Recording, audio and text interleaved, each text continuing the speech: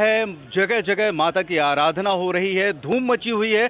लेकिन इसी बीच भक्ति के पर्व के साथ साथ चुनावी बयार भी चल रही है और चुनावी चर्चाएं भी हर जगह, हर पंडाल पर, हर चौक चौराहे पर लगातार जारी हैं। इन्हीं चुनावी चर्चाओं के बीच में और इसी तरह से लोगों के बीच में बंसल न्यूज़ की टीम यहाँ पर आ पहुँची है। छतरपुर की हम बात करेंगे, पूरे मध्य प्रदेश के परिप्रेक्ष्य में बात करेंगे। 23 की तकरार किसकी बनेगी सरकार, तो इस मुद्दे पर हम युवा साथियों से और यहाँ के रहवासियों से बात करेंगे कि आखिरकार किस तरीके का परिदृश्य यहाँ पर नज़र आ रहा है। छतरपुर की बात करेंगे और पूरे प्रदेश की भी बात करेंगे कि आखिरकार इस चुनाव में उनको सामने क्या दिख रहा है, किसकी जीत हो सकती है, किसकी हार हो सकती है और उनका रुझान किस तरफ है। बात करते हैं जी, क्या नाम है आपका? अरविंद गोस्वामी। अरविंद जी बताएं, 2023 विधानसभा चुनाव बस नज़दीक है, 1 महीने से कम का समय बचा है, ऐसे में छतरपुर क्या कहता है? छतरपुर से निश्चित तौर पर अभी हमारे वर्तमान विधायक कांग्रेस से आलोक चतुर्वेदी हैं और वो दोबारा बहुत अच्छे वोटों से जीतने वाले हैं, क्योंकि 5 साल लगातार जनता की सेवा उन्होंने की है और ऐसे काम किए जो आज तक किसी विधायक या राजनेता ने छतरपुर में नहीं किए। जैसे कि 1 रुपये में खाना खिलाना, ऑक्सीजन सिलेंडर कोविड के समय उन्होंने फ्री बांटे। वहीं बहुत बड़ा एक स्वास्थ्य शिविर उनके द्वारा लगाया गया, जिसमें कई गरीबों को सहायता मिली और उनका इलाज हो सका निःशुल्क। ऐसे कई सामाजिक काम पिछले 5 सालों में वो कर रहे हैं। उनके ऊपर ना कोई भ्रष्टाचार का आरोप है, ना कोई कमीशन खोरी का आरोप है। इसलिए 100% वो ही विधायक बनेंगे और मध्य प्रदेश में कांग्रेस की सरकार बनेगी। हम छतरपुर की अगर बात करें, बस स्टैंड पर खड़े हुए हैं और बस स्टैंड का नज़ारा जो देखते बन रहा है कि यहाँ पर बसें रखने की जगह नहीं है, बस स्टैंड की मांग उठी है। इसके अलावा एक फ्लाईओवर की बात भी यहाँ पर आई थी और भी तमाम मुद्दे हैं, मेडिकल कॉलेज जैसे मुद्दे हैं। इन सब मामलों में विधायक जी का कितना काम रहा, क्या देखते हैं? देखिए, विधायक जी को अभी 5 साल मिले, उसमें भी सरकार भाजपा की थी, लेकिन पिछले 18 साल से भारतीय जनता पार्टी की सरकार है। लेकिन ना मेडिकल कॉलेज बना, ना विश्वविद्यालय बना, ना यहाँ पर नया बस स्टैंड बन पाया, ना फ्लाईओवर बन पाया। सिर्फ कोरी घोषणाएं, झूठे वादों के अलावा कुछ नहीं मिला। विधायक जी का प्रयास इन दिशाओं में कितना रहा, ये बताइए। विधायक जी पूरा प्रयास कर रहे हैं और क्षेत्र के विकास में उनका सहयोग रहता है और उन्होंने कहा है कि अगर सरकार बनती है तो इन सब मांगों को हम पूरा करेंगे। चलिए, तो ये पक्की तौर पर कहा जा रहा है कि एक बार फिर से आलोक चतुर्वेदी यहाँ से जीत रहे हैं। जी, क्या नाम है आपका? वृंदावन गोस्वामी। गोस्वामी जी बताएं, क्या स्थिति है छतरपुर की? अगर बात करें तो छतरपुर सीट और पूरे छतरपुर ज़िले की 6 विधानसभा सीट पर क्या नज़रिया है आप? पूरी 6 की 6 विधानसभा भारतीय जनता पार्टी जीतेगी। भारतीय जनता पार्टी ने विकास किया है, मेडिकल का काम लग गया है। रोडों की स्थिति देखो आप, दिग्विजय सिंह के शासन में रोडों की क्या स्थिति थी, लाइट की क्या स्थिति थी। यहाँ विधायक जी ने अभी रसोई चालू की है। भारतीय जनता पार्टी दीनदयाल रसोई आज से 10 साल पहले से चालू की है और लोगों को खाना खिलाती है। लोगों को खाना खिलाने से क्षेत्र का विकास थोड़ी होगा। 13 महीने की कांग्रेस की सरकार आई थी तो विधायक जी, यहाँ के जितने विधायक कांग्रेस के थे वो सब बालू और रेत में बिक गए थे। 13 महीने का कोई विकास दिखा देते कि 13 महीने में कुछ विकास किया। छतरपुर में मेडिकल की बात कर रहे हैं। मेडिकल कॉलेज की रात में 1:30 बजे आधारशिला 5 साल पहले रखी गई थी और अभी भी वहाँ पर कुछ नज़र नहीं आ रहा है। उसमें काम लग गया है, आप देखिए। कुछ अगले 5 साल में बन जाएगा? बिल्कुल 5 साल में नहीं, 3 साल में बन के तैयार हो जाएगा।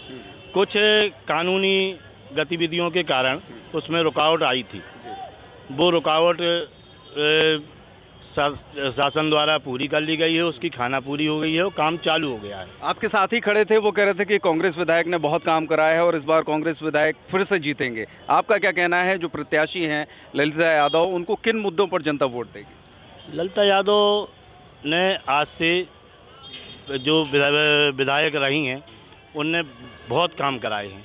जो अस्पताल वगैरह, जो मेडिकल वगैरह उन्हीं के कार्यकाल में आया था। उन्हीं के भारतीय जनता पार्टी के कार्यकाल में भारतीय जनता पार्टी के मुख्यमंत्री ने ही यहाँ की घोषणा की थी, लेकिन कुछ रुकावटों के कारण रुक गया। लेकिन फिर से उसका काम चालू हो गया है। ठेकेदार ने फिर से काम चालू कर दिया है, काम फिर से चालू है। चलिए, तो पूरा विश्वास है कि यहाँ एक तरफ बात हो रही थी कि कांग्रेस पार्टी आएगी तो दूसरी तरफ पूरी तरीके से पूरे ज़िले भर में भारतीय जनता पार्टी के जीतने की बात कही जा रही है। हमारे साथ और साथी मौजूद हैं। जी, आप क्या कहेंगे इसी मुद्दे को लेकर? जी, मेरा नाम धीरेन्द्र सिंह परिहार है। वो मैं बब्बू राजा बहुत अच्छे कैंडिडेट है, बीएसपी से चुनाव लड़ रहे हैं और उनको कांग्रेस ने जो दरकिनार किया है तो उसको कांग्रेस को उसका खामियाजा भुगतना पड़ेगा। तो केवल कांग्रेस को खामियाजा भुगतने के लिए बब्बू राजा चुनाव में खड़े हैं क्या? नहीं, कांग्रेस को नहीं, क्या है कि वो कांग्रेस पार्टी से थे, कांग्रेस ने जैसे उनको दरकिनार किया है तो इसलिए उससे नुकसान कांग्रेस का ज़्यादा होगा उससे। बसपा का बहुत ज़्यादा छतरपुर में महत्व नहीं है, यूँ कहना चाहिए कि वोट नहीं है, तो आपको लगता है कि वो जीत सकेंगे या केवल वोट काटने के लिए खड़े हुए हैं? नहीं नहीं, वो जीतेंगे, वो बहुत अच्छी स्थिति है उनकी, बब्बू राजा ही जीतेंगे।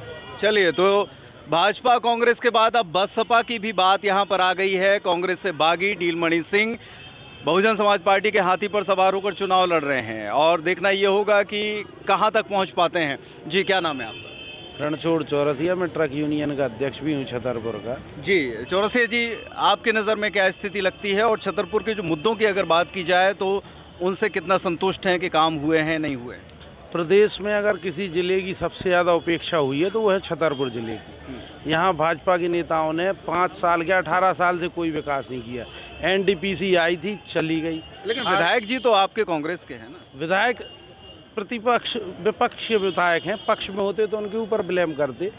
और एनटीपीसी चली गई यहाँ से, आर्कियोलॉजिकल सर्वे ऑफ इंडिया का ऑफिस चला गया, इंटरनेशनल एयरपोर्ट भी अभी इस्टेब्लिश नहीं हो पाया सही, और मेडिकल कॉलेज तो ये ज्वलंत उदाहरण है कि यहाँ से दतिया चला गया। आज तक किसी बीजेपी के नेता ने इसके विरोध नहीं किया।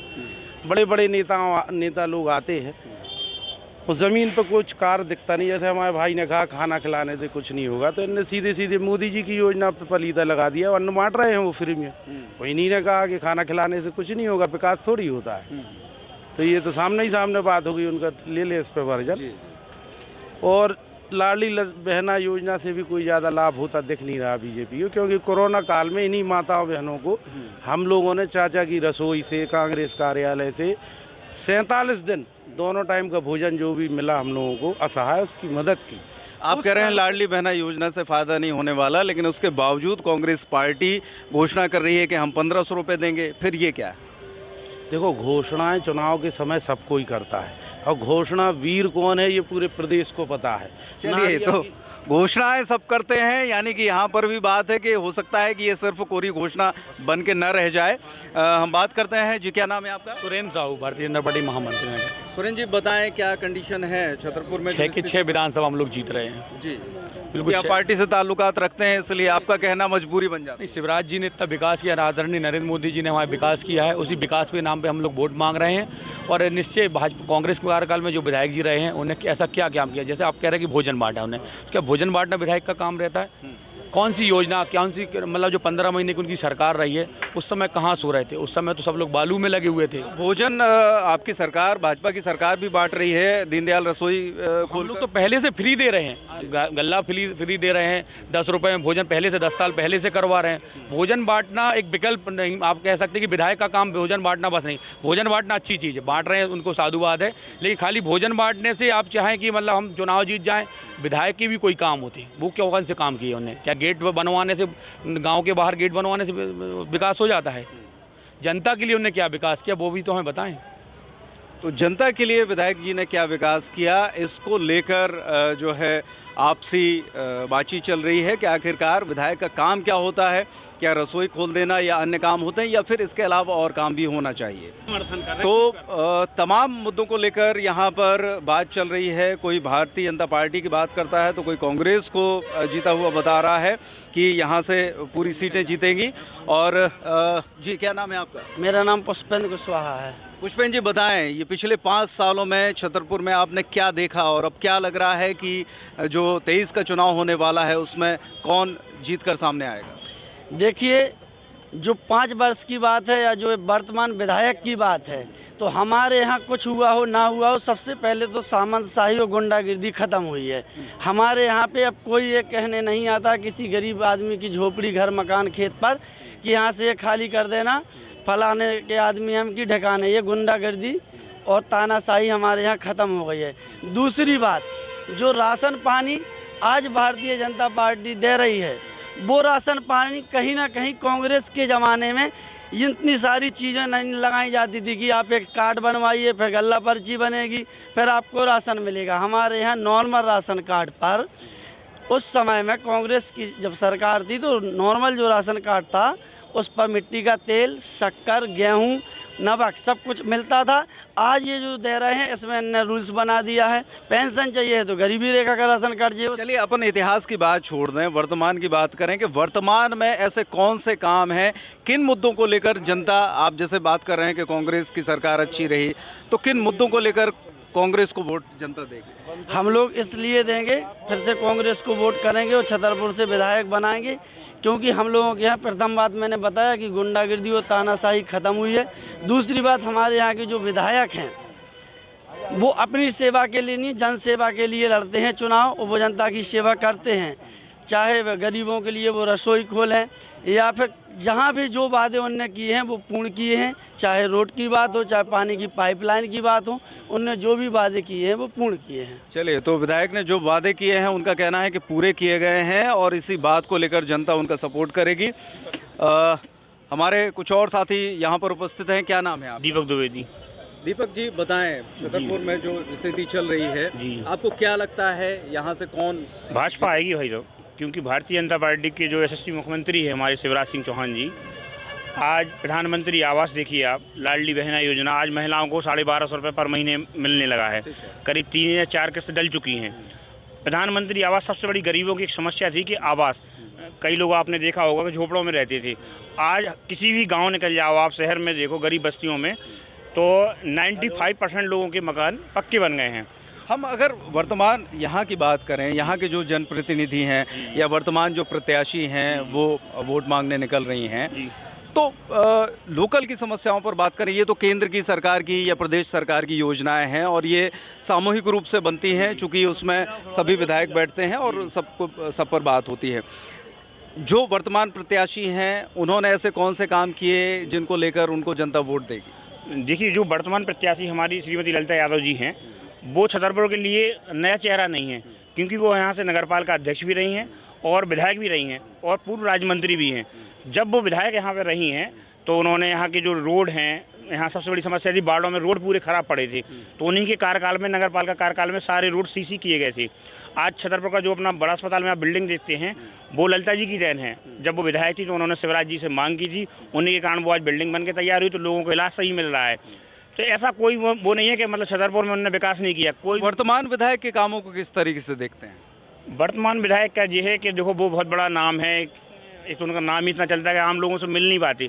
ललिता जी सरल सहज हैं, उनका घर के 24 घंटे दरवाजे खुले, कोई भी पहुंच जाए तो डायरेक्ट अपनी बात कर सकता है। उनके यहाँ ये है कि किसी को मिलना है तो पहले उनके वो लगाना पड़ेगा नंबर के, वो मिल रहे हैं नहीं मिल रहे हैं, उद्योगपति हैं, तो वो बहुत बड़ा उनका मतलब फासला है जनता। बहुत बड़ा फासला है कांग्रेस और भारतीय जनता पार्टी के प्रत्याशी के बीच में, ऐसा इनका कहना है। एक और युवा साथी मौजूद हैं। क्या नाम है आपका? दीपांशु यादव। दीपांशु, बताएं आप इनकी बातों से कितना सहमत हैं?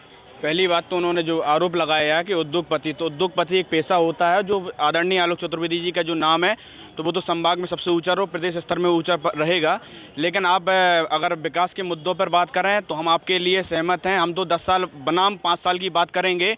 आदरणीय आलोक चतुर्वेदी जी के ऊपर अभी एक और सज्जन ने बोला था कि सिर्फ द्वार बनाए हैं आलोक चतुर्वेदी पज्जन चाचा जी ने, तो उन द्वार के अंदर झाँक कर भी तो देखिए कि मैं लगातार उनके साथ आम जनता के तौर पर उनके साथ दौरे पर अभी रहा हूँ, तो लोगों का वहाँ पर ग्रामीण क्षेत्र में कहने का था कि हम लोग, हमारी पीढ़ी दर पीढ़ी गुजर गई थी, हम लोग इतने गपते थे जब जाके अपने घर मकानों के अंदर घुस पाते थे। लेकिन आज आदरणीय आलोक चतुर्वेदी पज्जन चाचा जी के द्वारा ऐसे ऐसे गाँव में सड़क बना दी गई हैं, ऐसे ऐसे पुरों में सड़क बनवा दी गई है जिसकी लोगों ने आशा नहीं की थी। और आप कहते हैं कि पर्ची, तो मैं इन स्वयं भाई से कहता हूं कि आप भी अगर आदरणीय आलोक चतुर्वेदी पज्जन चाचा जी के पास आम नागरिक के तौर पर आए होंगे तो आपको कभी रुकना नहीं पड़ेगा। और मैं तो कहता हूं, आप मैं सबूत के साथ आपसे मांगना चाहता हूं कि ऐसे 10 लोग बिना भाजपा आम जनता लेकर आइए जिसको छतरपुर आदरणीय आलोक चतुर्वेदी जी ने कभी रोका हो, कि उनसे मिलने में कभी दिक्कत आई हो। मैं तो कहता हूँ नाम है पज्जन, वो है सबसे सज्जन।